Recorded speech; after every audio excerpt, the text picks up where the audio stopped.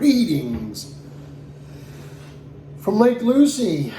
We are in the office. It is about 62 degrees maybe outside, but it is raining and it is windy, and that is not a good time to be outside.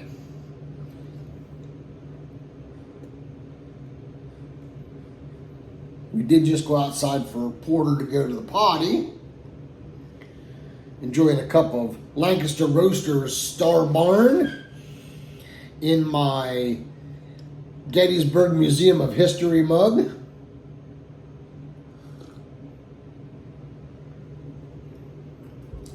Actually, that one's different today. I forgot. I went and ordered some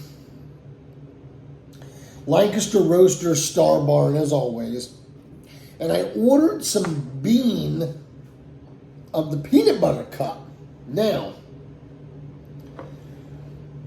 I wanted to do that because I wanted to put like a scoop of the peanut butter cup whole bean in with the whole bean of Star Barn in my grinder to see how it turned out. It really doesn't come through all that much. For me, it doesn't really come through all that much. It's there, but it's the Star Barn being a dark roast, it's going to have to be like 1.5 of each in order to get that good peanut butter flavor in it, I think. It's Corn Cob Tuesday.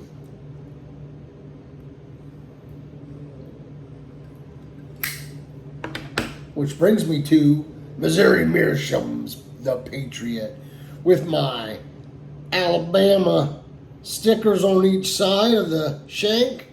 And it's got that crimson red stem to it. It is a beautiful thing. And in it, thanks to Father Brian, Potter Piper, Petey Hunt by Ken Byron Adventures. Pretty good.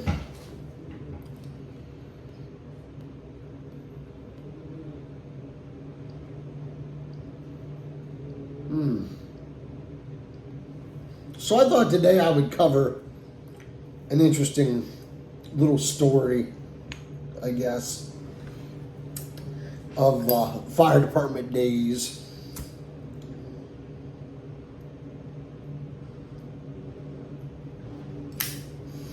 So I had a buddy of mine. We were partners in crime. We were inseparable. Unless we were at work, and there for a while we even worked together. So it was just one of those things, you know. And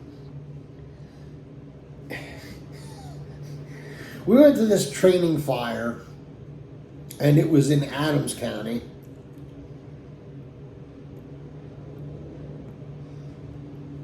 They were going to burn a barn down, but there was a big loft. There was floor over half of it, which kind of gave it a nice like corner to do room and content training and stuff like that. So we all paired up. Of course, you know, we were together, and my buddy and I.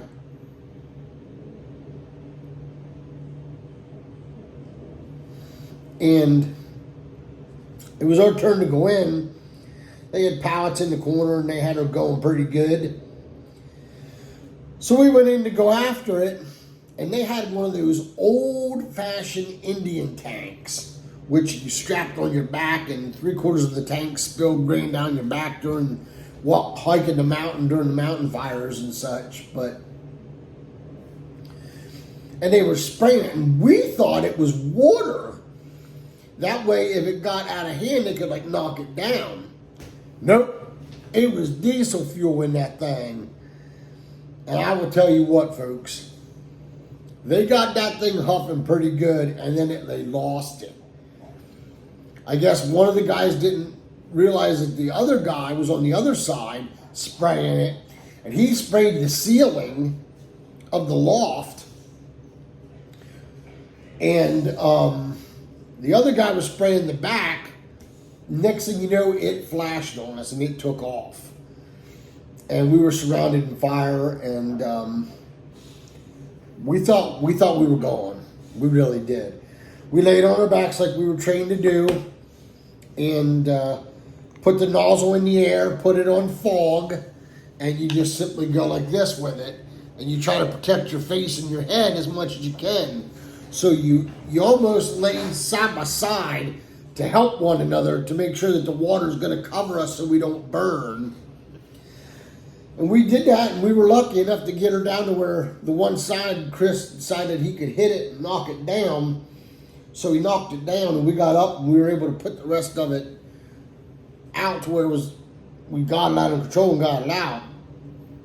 And we came out, and boy, I'll tell you what.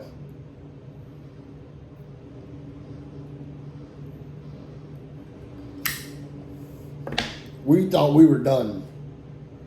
And we come out, we went to EMS, and they checked us. And we both had burns. Our ears got burnt, tips of our ears bubbled and blistered. He got a burn on the side of his face from where his mask was. And I got some burns on the side of my head, on the top of my head, a little bit there. And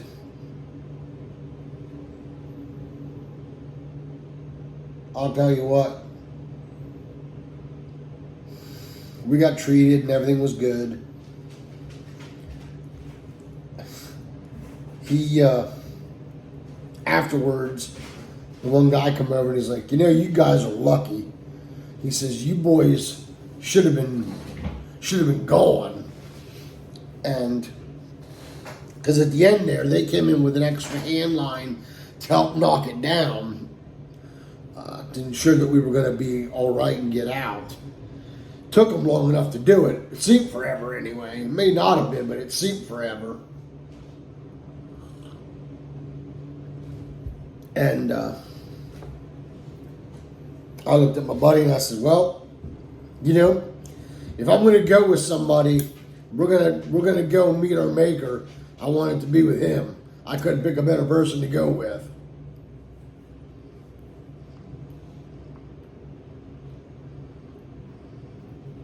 And he agreed. Then we got back to the firehouse and we kind of caught some crap for the helmets that we burn up, and the straps on our SCBA packs were no good anymore. They were all blistered up and it was ugly. And then we explained to him what had happened. And he reached out to the other, fire chief up there, and he confirmed our story.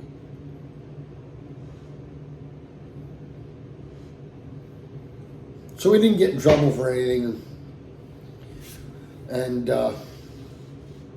he, told us he was just happy that we didn't get hurt, didn't get killed.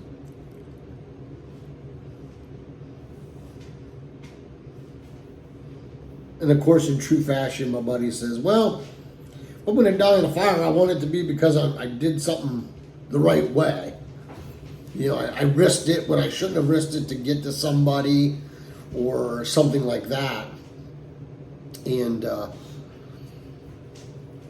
it is what it is at the end of the day. But I'll tell you what, that was one of the scariest trainings I've ever been a part of. There's another one I was pretty scared too.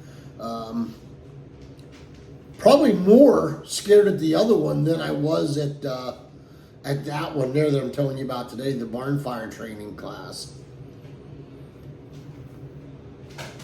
And I'll tell you that one on another day, but I just wanted to share that little story with you.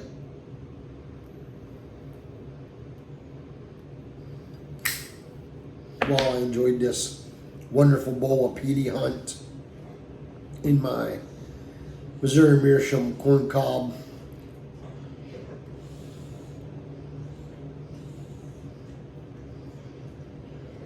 I hope you guys have a wonderful day, a good week.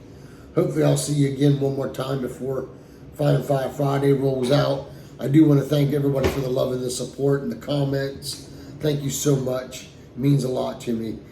Till we can get together and pack that pipe. or smoke that great cigar. Let all that you do be done in love.